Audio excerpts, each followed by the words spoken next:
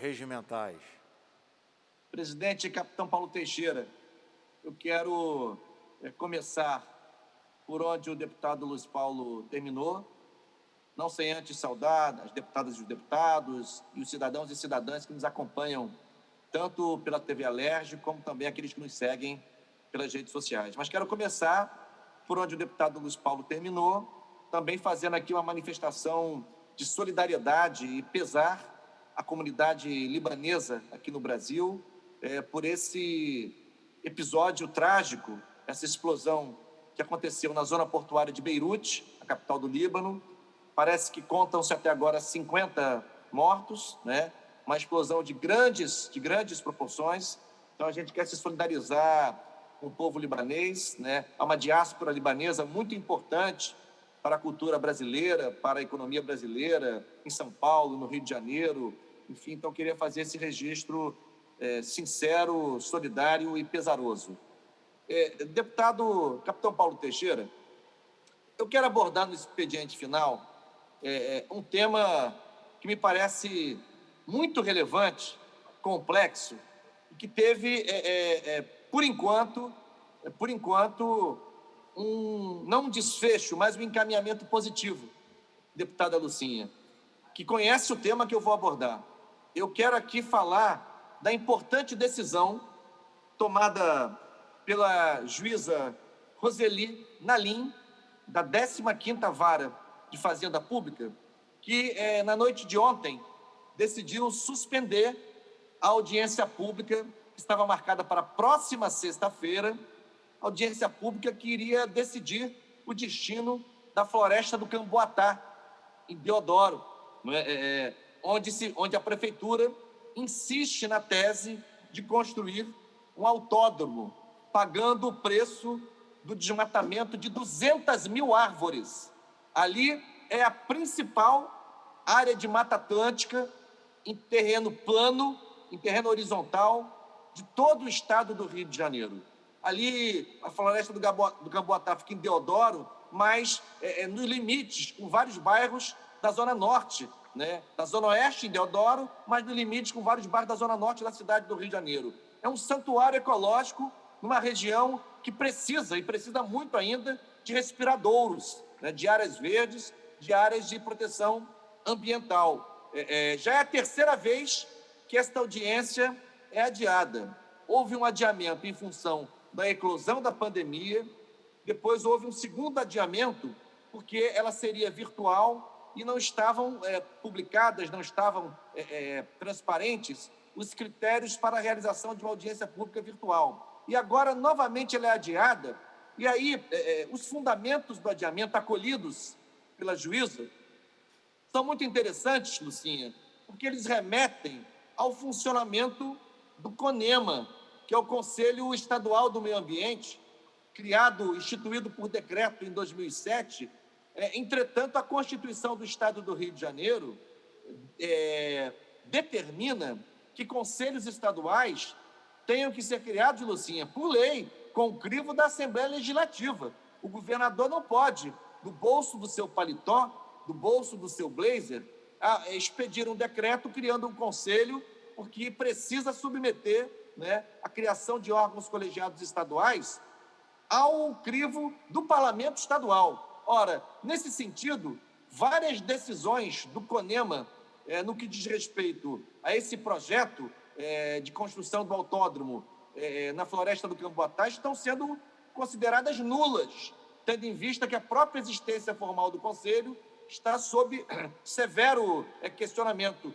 De mais a mais, né, a composição do Conselho, mesmo que ele tivesse sido criado por lei, a composição do CONEMA hoje é uma composição que não respeita o princípio fundante da paridade de representação entre poder público, poder executivo e representações da sociedade civil. Eu quero dizer que foi oportuna a decisão da juíza.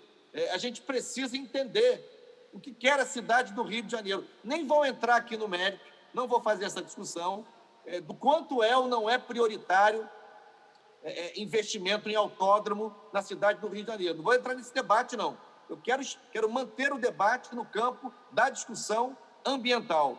Quem é que, em sã consciência, num contexto de mudanças climáticas, assim, com pandemias, epidemias que claramente decorrem de alterações que pouco a pouco se consolidam, né, no clima em várias regiões do mundo, a própria pandemia do novo coronavírus, há estudos que apontam conexões importantes entre as mudanças climáticas e esse tipo de pandemia, esse tipo de surto pandêmico.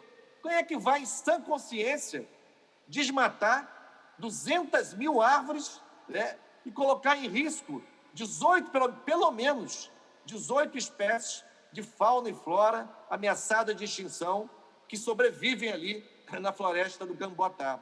O estudo de impacto feito em relação a esse projeto apontou alternativas, pelo menos 3 ou 4 outras alternativas para a construção do autódromo. Por que insistem em fazer ali, pagando o preço da destruição da floresta? O movimento em defesa da floresta do Camboatá, inclusive, tem sido insistente em dizer o seguinte: eles não são contra o autódromo, não. Esse movimento não é contra autódromo nenhum. Não há um movimento contra o autódromo.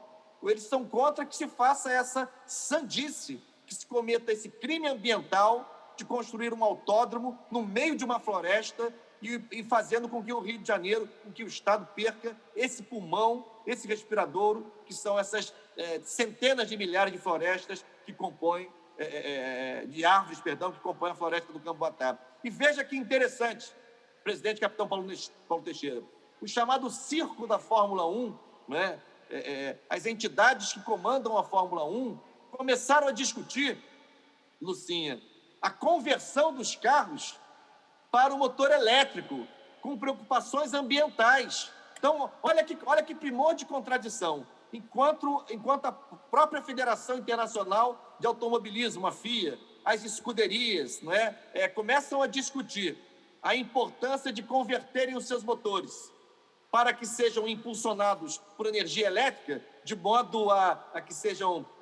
que sejam menos poluentes, a cidade do Rio de Janeiro, na contramão, cogita construir um autódromo destruindo uma floresta. Isso não tem o menor cabimento. E hoje, na Assembleia Legislativa, nesta sessão, que eu creio que tenha sido uma das sessões históricas desta legislatura, porque marcamos uma data para extinguir esse câncer que afeta a saúde do Estado, que são as OSs, porque conseguimos aprovar matérias importantes que confirmam a parceria da Assembleia Legislativa com o campo da ciência e tecnologia no Estado, em relação ao FRJ, que é o apoio da Alerj na reconstrução do Museu Nacional, em relação à Fiocruz, e a Lucinha tem razão, é preciso olhar de perto as áreas que serão atendidas por esse projeto da Fiocruz, porque tem outras áreas também com índice de desenvolvimento humano baixíssimo e que merecem ser alcançadas por essa parceria da Alerj com a Fiocruz, mas também entrou na nossa pauta hoje um projeto de lei de minha autoria, de autoria do Gilberto Palmares, de autoria da Zeidan, de autoria do André Siciliano, que protege uma área histórica, Lucinha, da antiga fábrica de Realengo, né? De modo que se garanta ali, né, a criação de um parque que seja um pulmão do bairro de Realengo, que seja também um espaço de encontro, de convivialidade, marcado por sustentabilidade ambiental. Então, enquanto a Alerj faz essa pauta, a Prefeitura do Rio tenta enfiar a goela abaixo da cidade um autódromo destruindo uma floresta. Nós vamos continuar reagindo. Eu bem sei que essa decisão de segunda-feira de ontem à noite é uma decisão liminar, cabe recurso, a gente sabe de tudo isso, mas é uma oportunidade para a Prefeitura rever os seus planos. Ninguém está discursando aqui contra o autódromo. Ninguém está discursando aqui que o Rio de Janeiro possa sediar competições internacionais de automobilismo, de motociclismo, nada disso. O que a gente não quer é pagar o preço da destruição da floresta do Camboatá. Contra isso, nós vamos nos posicionar de maneira diuturna, sempre com firmeza. Isto não é razoável, isto é incompatível com o movimento que o mundo precisa fazer hoje de preservação ambiental, para preservar não apenas as florestas, não apenas os nossos biomas, mas, em última instância, para preservar a própria espécie humana. Por isso, deputado capitão Paulo Teixeira, a intervenção que eu queria fazer, vamos proteger a floresta do Camboatá, autódromo em outro lugar. Muito obrigado.